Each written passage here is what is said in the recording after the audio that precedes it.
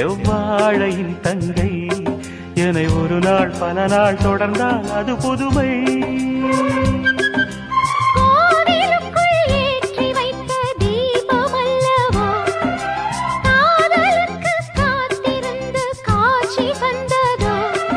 இனி வருவாய் தருவாய் மலர்வாய் என்னை உயிராய் உறவாய் தொடர்வாய். தினம் தினம் காதல் கவிதைகள் படித்திடும் நேரம் இதழோரம்.